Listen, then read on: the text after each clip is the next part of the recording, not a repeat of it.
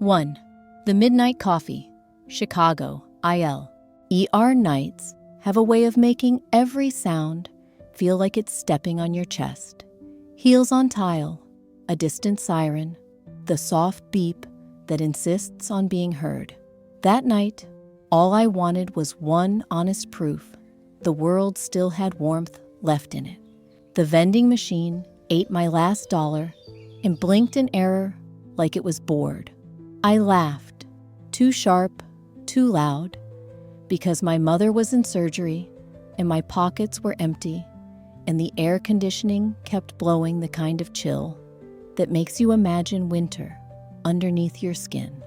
Northwestern Memorial has glossy floors that turn people into reflections, and my face, looking back at me, didn't know whether to faint or run. On a metal side table by the exit sign sat a paper coffee cup with a cardboard sleeve. Someone had torn a Post-it and stuck it to the lid.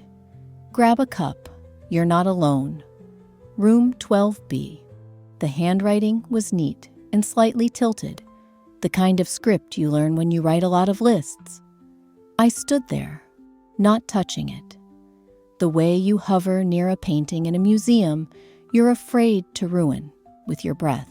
And then I did touch it. The lid flexed. The heat found my palm.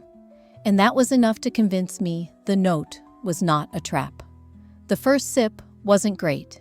It was hospital coffee, medium roast, shy caramel aftertaste, a heroic attempt at comfort. But warmth has a way of arguing with despair. It said, "Not yet." It said, "Sit." Room 12B wasn't far. A woman in a Chicago Bulls hoodie was curled in a chair, eyes red, ponytail collapsing from a long day. I held up the cup like evidence, and she smiled. "Someone did that for me last year," she said. "So I stock a few in the cafeteria and bring them up when I can." She nodded toward the monitor that hummed at the bedside. Nights are long. People forget to eat. People forget they're allowed to be held by something. We talked about nothing. Bad vending machines. The weird comfort of fluorescent light. The way hospitals rearrange your idea of time. When I left, she said, "When your person comes out, the hallway will feel different. Promise." I believed her, because kindness sounds convincing when it's quiet. At 4:17 a.m., a surgeon stepped into the waiting area and called my mother's name. "She's stable," he said, and the word stable unclenched a fist I didn't realize I had been making for hours. Before I walked out into the morning, I fed the vending machine a reluctant 10. It grumbled and then complied, dropping granola bars and bottled juice that I carried back to that same metal table. On a fresh Post-it, I wrote, "For whoever needs a tiny win tonight, hallway bench." I like to think the coffee still wasn't very good, but it was warm enough to pass the flame. 2. The Yellow Raincoat, Brooklyn, NY. New York rain can feel personal, like the sky has chosen you for a scolding. That night, the city scolded everyone. Umbrellas turned inside out, headlights turned into comets, and at the crosswalk on Bedford, a stranger turned into shelter. I had a hot pizza box cooling in my arms and a pair of soaked Converse slapping the street. Beside me, a tiny Puerto Rican grandmother hugged a paper bag as if the bread inside it contained a promise.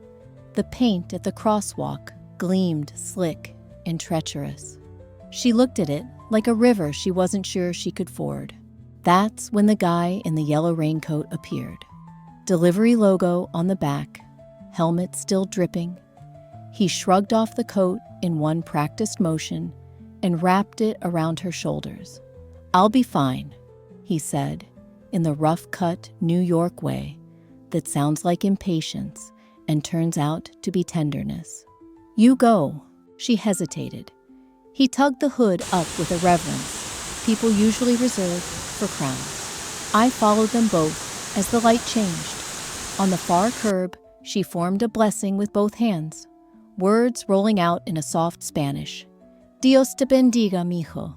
He answered with that chin-up nod men give each other when hearts are involved and nobody wants to say so. I asked the question anyone would. Why not just give her a ride on your scooter? He laughed, pointed at the traffic that braided and unbraided itself like a fight. Too messy. And when I was a kid, my mom sold flowers on rainy corners.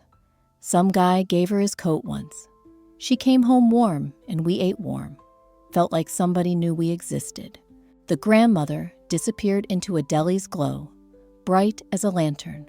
The guy pulled a flimsy poncho from somewhere under the seat, thin as a sigh, and took off into the weather. I went home by the long way, because long ways feel shorter when you're thinking about someone else's childhood. On my kitchen table, the pizza had sagged, steam trapped in its own tiny weather. I opened a drawer, found nothing I needed, and then opened my phone and added one item to my shopping list. Cheap raincoat. $5 of plastic is not a hero's cape. But I didn't want a cape. I wanted to be ready for the next crosswalk that looked like a river. Weeks later, it rained again. I keep checking shoulders at the curb, looking for another coat to give away. That night, though, I settled for holding my umbrella wider. Sometimes the smallest shelter is still shelter. 3. The porch light. Across the street. Austin, TX. It started as a rumor. Every night, exactly at 9, someone flipped a switch for a man who had already left. The light was not for him. It was for us, for those of us who stayed. We'd just moved into the cul-de-sac, north of Austin, the kind of quiet that has cricket songs for a soundtrack. My daughter was 6 and newly afraid of dark hallways. Shadows had become complicated. Each evening, we walked the loop around the little circle of mailboxes and hedges. Each evening, at 9 o'clock, the porch light at House 27 bloomed. I asked the neighbor watering her petunias. Ms. Eleanor, silver hair, steady posture, a teacher's voice, turned off the hose and smiled. Ramirez lived there 30 years, she said. Used to switch that light on when any of the neighborhood kids worked late. Said it was the street's heartbeat. He's in assisted living now. We decided the heartbeat shouldn't stop. I looked at the door. The welcome sign still said, Bienvenidos, in faded woodburn. A wind chime knocked its knuckles while we talked. She told me how the nursing student in 23 dragged home after midnight and sat on the steps of 27 to breathe. How the UPS driver left a sticky note in the mailbox. Thanks for the light. How grief and gratitude can share the same porch. Taking turns with the chair. That night, I installed an old motion sensor lamp above our own door, then ignored the sensor and set the timer to 9. When it clicked on, my daughter paused in the hallway and said, "Is that for us?" I wanted to say, "For everyone." But I understood she needed it to be personal first. "Yes," I said. "It's waiting." The ritual rewrote our evenings. We turned the light on. We walked. We passed 27. We nodded toward Ramirez's empty steps, as if nodding toward an elder at church. On a Tuesday, I found a note curled in our doormat, pressed flat by the toe of someone's shoe. "Saw your light last night. First shift in a new job. I didn't feel alone. Thanks, neighbor. If you've ever doubted whether a watt can matter, try leaving one on for a stranger. The dark won't flee like a villain in a movie, but it will loosen its grip. It will stop insisting." I keep imagining the day Ramirez returns for a visit and finds the street glowing like a line of quiet stars. Every porch a translation of his old habit. Every bulb participating in an old man's idea. No one comes home to nothing. And if he doesn't return, that's a kind of return too. The way our lights have learned to speak his name. 4. The Toll Booth Apology, Newark, NJ. shame has a temperature. In my case, it runs hot. Cheeks on fire, ears ringing. The sudden certainty that every driver in New Jersey is watching me be the problem. I had chosen the wrong lane at the toll plaza. Easy pass only. And everyone behind me knew it before I did. Horns wrote their own symphony. I rolled the window down and tried to reverse, and found physics was against me, and so, possibly, was God. A woman in a red SUV pulled up, window already lowering, and I braced for the lecture I deserved. "I'm sorry," I shouted first, because pre-apology sometimes makes enemies smaller. She laughed, a bright sound, the opposite of a horn, and waved her pass. "Go, I got you." Her lane light flipped green. Mine flipped green. The gate lifted like a blessing, and suddenly the traffic concert was background again. My heart, which had been playing drums in my throat, returned to keeping ordinary time. On the other side, we restacked into the same river of cars. For a minute, we were side by side, two people who would never meet any other way. She pointed at the road, mimed, "Focus forward." I saluted like a fool and felt the hot shame become something else. A story I'd later tell about a small rescue at a big intersection. The money she covered for me was trivial. What she really spared me was the tale of humiliation that could have followed me the rest of the day. In a world that loves catching mistakes on camera, she chose not to add mine to the pile. She paid the toll for my dignity. I stayed in the slow lane for a few exits after that, just to let my pulse stop auditioning for percussion. At a rest stop, I bought 2 prepaid transponder sleeves I didn't need and left them at the counter with a note: for new drivers who end up in the wrong lane. Paid forward. If kindness is a road rule, it isn't written on any sign. But sometimes you meet a driver who knows it by heart. 5. The paper crane tip, Portland, OR. There are days when the coffee shop is a chapel. Steam as incense, wooden pews disguised as benches, and every register beep a tiny bell. On slow mornings, though, belief wavers until a folded bird lands in the tip jar. I was working the open shift at a small indie cafe. The regulars hadn't arrived yet. The weather had decided to be aggressively gray. The jar by the register looked like a clear, empty promise. A student with a sagging backpack placed $1 on the counter with solemn care. Then, eyes shining at her own secret, folded it into a paper crane. "For luck," she said. Like you might say, for science. We both watched the bird float down into the jar, wings half open, as if testing themselves. She left with a drip coffee and a mood as bright as the tiny pin on her jacket.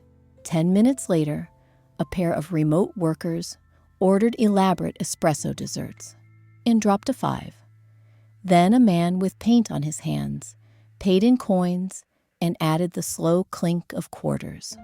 The jar wasn't full by noon, but it had stopped being empty in a way that mattered. Between orders, I folded the receipt paper into companion birds, lopsided cousins to the perfect original, and perched them around the register. Customers started commenting on the flock. "You taking off? Only if someone waters the plants," I joked, and we all pretended the cafe was a living room we shared. When the student returned the next week, she pointed at the crane. "Still flying?" "Flying enough," I said. She told me her grandmother taught her that if you fold something with care, you grant it a small soul. "Even $1?" I asked. "Especially $1, she said. "Money forgets what it's for. We have to remind it." By close, I found myself less tired than usual, as if the birds had lifted a gram or 2 of weight off the day. I left one perched on the tip jar overnight, in case morning needed help remembering itself. Before locking up, I penned a tiny sign. Take a paper bird if you're nervous about anything today. When I opened the next morning, 3 were gone, and someone had replaced them with a note. It helped. I used to think generosity is about totals, the number at the bottom of a receipt, the weight of a donation. Now, I suspect it's also about shapes, about folding something flat into something that reaches for sky. 6. The 7:05 window light. Minneapolis, MN. Some nights, survival is a ritual so small, it fits inside a switch.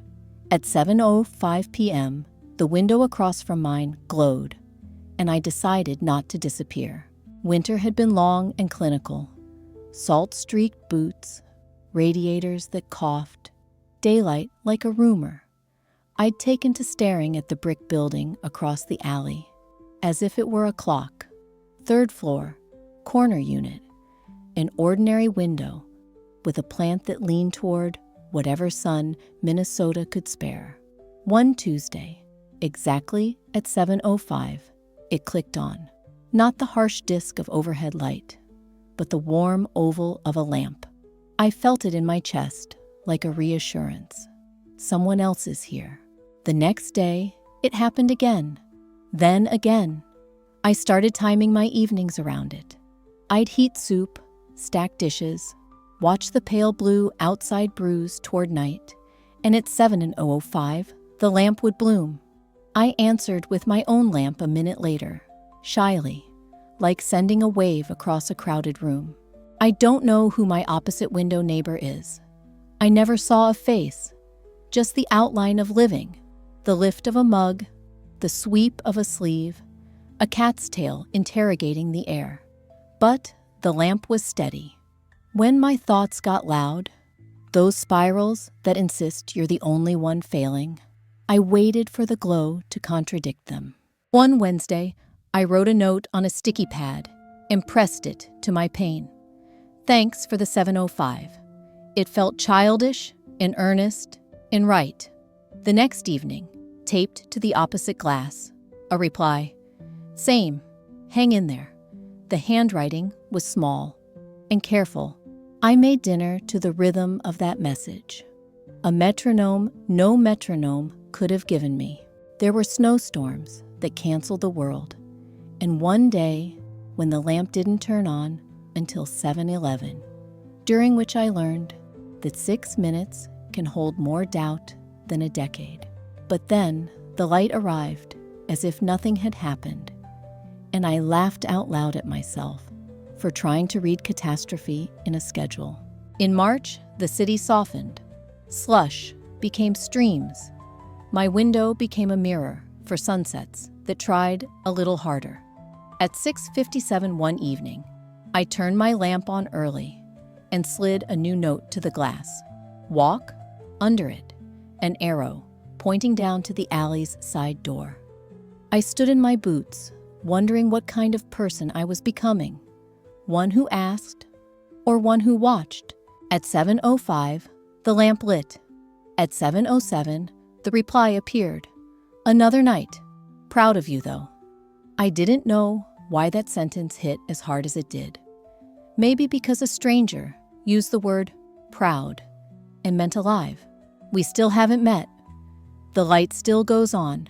Sometimes I think about switching buildings, finding a bigger place, starting fresh. But then, 7:05 arrives, and a square of yellow hammers a tiny nail into the wall of my day, and the picture stays up. Some kinds of friendship are all scaffolding and no faces. Some kinds of help are as simple as you're not the only lamp. 7. The quarter at bus 14, San Diego, CA. Kindness often costs less than the price printed on it.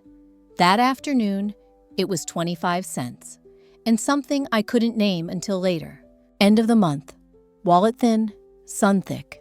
I was running for bus 14, the one that gets you from the job that pays little to the room that costs too much. I reached the kiosk, swiped, and watched the screen blink. $0.25 short. The driver looked past me with that compassionate impatience they teach in the training manual. Before I could pretend to dig for coins I didn't have, a hand extended a quarter. A high schooler in a windbreaker stood behind me, earbuds drooping like punctuation. "You can pay it forward," she said, casual, as if we were discussing homework. I opened my mouth to object and heard something tired in my voice. She dropped the coin in the tray, shrugged, and walked past me to the back. I sat halfway down, bus blue seat, plastic warm from the day. The driver pulled us into traffic. The city rolled by in stucco and palm. It was such a small solve that I almost dismissed it. But the relief had weight. It pressed gently on my shoulders, the way a hand does when you're about to break, and someone says, "Stay," without saying stay. 2 stops later, a construction worker climbed aboard, dust in his beard, knuckles nicked. He searched his pockets and came up with a handful of silver that didn't add up. The driver tilted his head toward the fare box, and I heard myself say, "I got it." I didn't have quarters. I had a cold bottle of water I was saving because I was practicing being the kind of adult who saves. I held it up to the man, and he looked at the cap as if it had a trick. "This hits the spot," he said. The most American compliment for a simple fix. He sat across the aisle. We watched a strip of ocean flash between buildings. "Long day," he said. "Is there any other kind?" I said. He laughed, which made me feel like I'd earned the right to speak, which made me risk saying more. "A girl paid my fare," I confessed, and I wasn't about to let the chain snap right away. He nodded slow. "My mom calls that not letting the river go dry," he said. Same water, different cups. At my stop, I stood and fumbled for something to leave in the seat. For the next person who didn't have enough. I had a granola bar that had seen better weeks, a pen that didn't always commit to ink, and the idea of writing a note I knew would embarrass me. I chose embarrassment. If you're short today, you're not short on worth. I tucked it under the gray plastic of the seat back and hoped whoever found it would play along with the spell. When the doors hissed open, the driver caught my eye in the mirror. He tapped the side of his cap, a salute that held more thanks than the situation technically required. The bus sighed away. Later that month, paycheck landed, and I bought a roll of quarters like a person with a plan. They clang in my bag now. A little wait, a little promise. Not all forward is payback. Sometimes it's permission. 8. The 24/7 locksmith. Phoenix, AZ. Panic makes the hallway longer. At midnight, outside my own door, every sound felt like a verdict. Elevator hums, ice machine coughs, footsteps that might be mine echoing back to accuse me of forgetting my keys. I called the number on the sticker by the elevator, 24/7 locksmith, in block capitals that looked suspiciously optimistic. A man answered, with a voice like a lived-in couch. "I'll be there in 15. He arrived in 12, tool bag in one hand, a thermos in the other, desert dust still clinging to the cuffs of his jeans. He didn't make me explain beyond, "I'm locked out." He didn't make me feel like a cliche. He knelt, studied the lock like a puzzle you respect, and then he did 3 quick things I couldn't narrate for you if my life depended on it. The knob surrendered with a soft, practical click. Relief is a physical sensation. It's your shoulders admitting someone else can carry them for a second. "How much do I started. He waved it away. "First lockout's on me," he said. "A woman helped my daughter once, late at night like this. She was scared. Someone showed up. You look scared. This is me showing up." I told him about the sticker, about calling half because it was there and half because I didn't know what else to do. He sipped the thermos. "That's why I leave the stickers," he said. "Not for advertising, for panic. Panic needs dumb instructions. He handed me a business card with his cell scrawled on it. If you ever hear a neighbor locked out, text me. Don't call the building first. Buildings like rules. I like doors. He looked down the hall, the way a paramedic might scan a crowd. I got into this line of work because I thought I liked keys, he said. Turns out, I like thresholds. I found my voice enough to insist on paying something. He let me buy the future. A spare key cut from his van's little metal universe, a cheap lockbox for the meter room, a plan that would make next time less dramatic. Drama's great in movies, he said, but midnight in Phoenix is for sleeping. After he left, the apartment felt different. I clicked the lock twice, just to feel the control. I touched the new key and thought about all the ways a day can go wrong and all the ways people can decide to be part of the exit rather than the audit. I put his card on my fridge and typed his number into my phone under Thresholds, Locksmith. It looks like a poem every time I scroll past it. Weeks later, I did hear it. The panic knock, the rattling handle, my neighbor whispering, "Oh no, oh no, oh no." I texted Thresholds. He showed up in 10. The door opened in 1. The hallway shortened for both of us. 9. The bridge guitar, Nashville, TN. Sometimes a song arrives, not to entertain you, but to name the tired you've been dragging around. On the pedestrian bridge, under the unblinking bulbs, a guitar said my name without pronouncing it. Nashville has a way of making music ordinary. It leaks from every open door like a polite neighbor.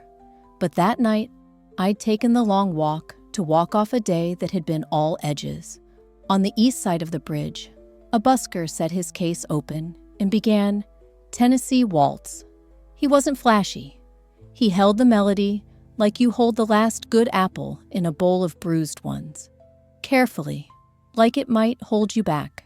I had a takeout box from a diner, heavy with the kind of food that makes you believe in butter. I set it beside his case and sat a polite distance away on the low wall.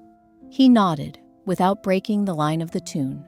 The river below behaved itself. The skyline played window chess with the night.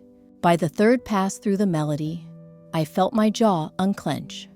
A thing I hadn't realized was working overtime. The song didn't fix anything. It named something, gave shape to a blur, which is maybe the first fix. He slid from waltz to something slower than slow. A hymn, probably. And people walking by slowed without deciding to. When he paused to retune, I stood to go. He pointed at the box without looking directly at it and said, "If that's yours, know this next one's for you." He launched into a tune that had room inside it, a couch of a song. I sat back down, because anything else would have been rude. There's a particular alchemy to being seen without being cornered. The song did that. It noticed the day I'd had, and then it arranged a blanket over it, like a nurse who knows the difference between medical and human. I breathed the way you breathe when someone tells you it's okay to breathe. When he finished, I clapped, because we clap at ends even when the gift happened in the middle. He tipped an invisible hat. I pointed at the case. "Won't the food get cold?" he asked. "It's for later," I said. He shrugged. Later is a good time to eat gratitude. I walked home different, by a degree, that doesn't show up on instruments. In the morning, I found a scrap of paper in my jacket pocket I didn't remember writing. Play the thing that names the thing. I stuck it to the mirror because I have other bridges to cross that don't have guitars on them. Sometimes you don't need advice. You need a waltz. You need someone to turn your ache into 3/4 time so your feet remember what moving feels like. 10. The anonymous box, Boston, MA. Generosity has a handwriting, even when it forgets to sign.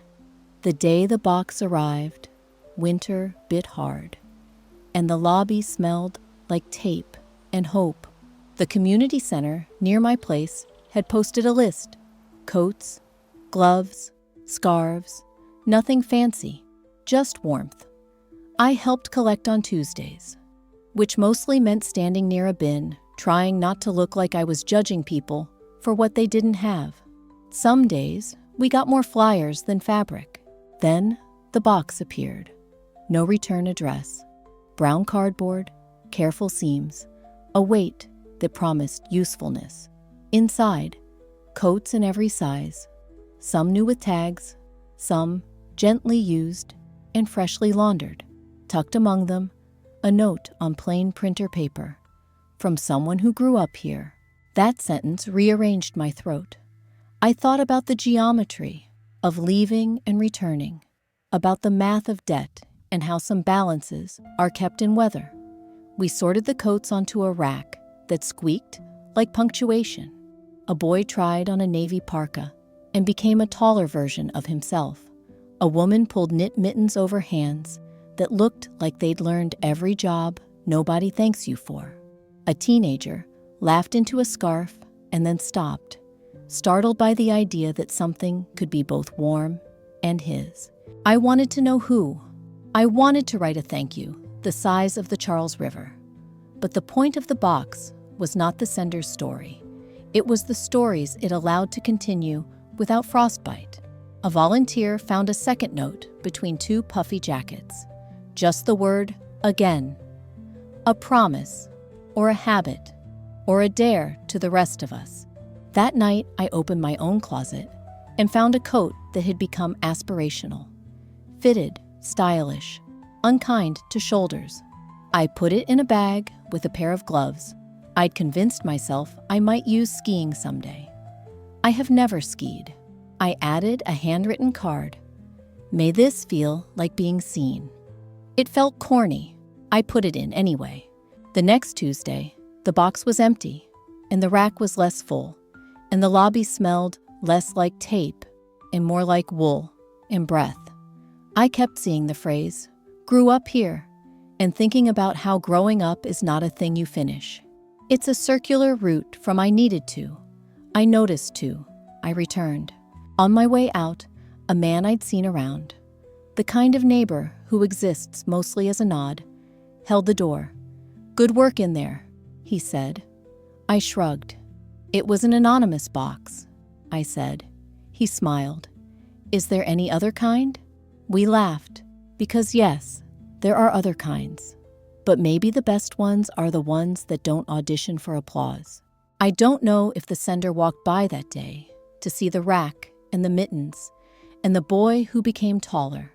I like to imagine they did, hands deep in their own warm pockets, letting the city they once needed carry the warmth forward on its own legs. And if they didn't, the city still did. That's the thing about anonymous gifts.